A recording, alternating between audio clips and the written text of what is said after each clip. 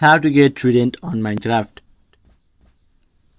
So hello viewers and welcome back to our YouTube channel, and in today's video I will be teaching you guys how to get Trident in Minecraft. So without delaying any further, let's get started. So in today's video I will be sharing guys two methods.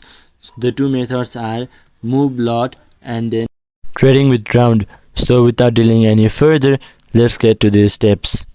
So the first one, mob loot.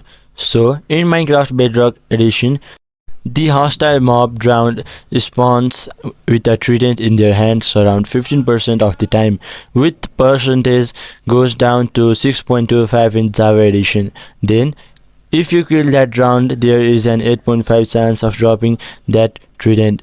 So the chances of updating a trident while risking your life seems like a major gamble, but it is still a most reliable way to get tridents in the survival mode of Minecraft.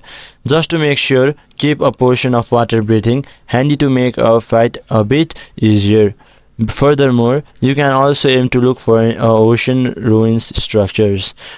Drowned spawn more frequently around them, and you also get the chance to get a sniffer egg.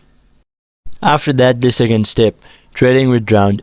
Unless you have an access to diamond sword or similar weapon, defeating a drowned can be a daunting task.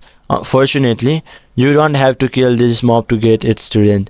If you have a Nautilus shell to a drowned, it has a fair chance of dropping the trident as its full durability. Interestingly, it is the only trade that you can perform with undead mobs. As for the Nautilus shell, you can get it by killing drowned or even buy it from wandering traders for 5 emeralds.